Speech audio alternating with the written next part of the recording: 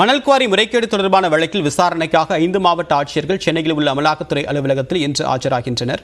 கூடுதல் தகவலை நம்முடைய சிறப்பு செய்தியாளர் கோகுல், இதனுடைய முக்கியத்துவம் என்ன?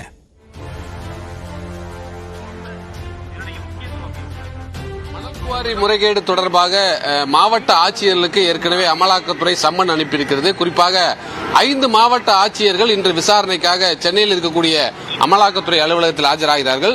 திருச்சி மாவட்ட ஆட்சியர் பிரதீப் குமார், அரியலூர் மாவட்ட ஆட்சியர், தஞ்சாவூர் மாவட்ட ஆட்சியர் ஜாக்கப் மற்றும் கரூர் மாவட்ட ஆட்சியர் தங்கவேல் மற்றும் வேலூர் மாவட்ட ஆட்சியர் சுப்புலட்சுமி உள்ளிட்ட 5 மாவட்ட ஆட்சியர்கள் இன்றைய தினம் விசாரணைக்காக ஆஜராகிறார்கள். குறிப்பாக மணல் குவாரிகளை அளவுக்கு அதிகமாக மணல் எடுத்து கிட்டத்தட்ட ஆயிரக்கணக்கான கோடி ரூபாய் அரசுக்கு வருவாய் இழப்பு ஏற்பட்டிருப்பதாகவும் இது குறித்தெல்லாம் விசாரணை நடத்துவதற்கு ஏற்கனவே மாவட்ட ஆட்சியர்களுக்கு அமலாக்கத்துறை சம்மன் அனுப்பியிருந்தது.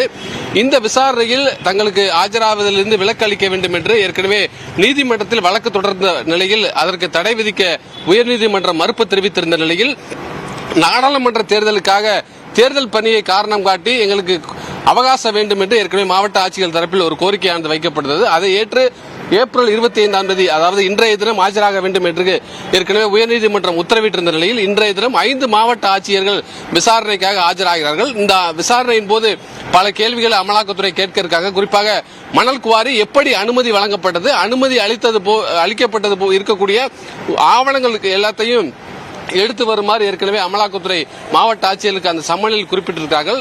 ஆகவே மணல் குவாரி தொடர்பான அனைத்து ஆவணங்களையும் ஆட்சியர்கள் அமலாக்கத்துறையிடம் இன்றைய தினம் வழங்க இருக்கிறாங்க. அளவுக்கு அதிகமான மணல் எடுத்ததில் கிட்டத்தட்ட ஆயிரக்கணக்கான கோடி ரூபாய் அரசுக்கு வருவாய் இழப்பு மட்டுமல்லாமல் அந்த பணம் முழுவதும் சட்டவிரோதமாக பணப்பரிமாற்றம் நடந்திருப்பதாக அமலாக்கத்துறை வழக்கு பதிவு செஞ்சிருக்காங்க. ஏற்கனவே இது தொடர்பாக மணல் குவாரிகளை நடத்தக்கூடிய உரிமையாளர்களுடைய இல்லங்கள் எல்லாம் ஏற்கனவே சோதனை நடத்தப்பட்டு பல ஆவணங்கள் கைப்பற்றப்பட்டது.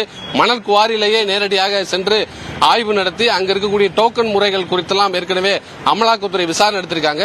இந்த மணல் குவாரி எப்படி அனுமதி வழங்கப்பட்டது, இதில் இருக்கக்கூடிய விதிகள் என்ன என்பது குறித்தெல்லாம் இன்றைய தினம் நேரில் விசாரணை நடத்துவதற்காக மாவட்ட ஆட்சியர்களை சம்மன் அனுப்பி அமலாக்கத்துறை விசாரணைக்கு அழைச்சிருக்காங்க. இன்னும் சற்று நேரத்தில் 5 மாவட்ட ஆட்சியர்கள் சென்னையில் இருக்கக்கூடிய அமலாக்கத்துறை அலுவலகத்தில் விசாரணைக்காக ஆஜராக இருக்காங்க. தேவப்பிரியன்.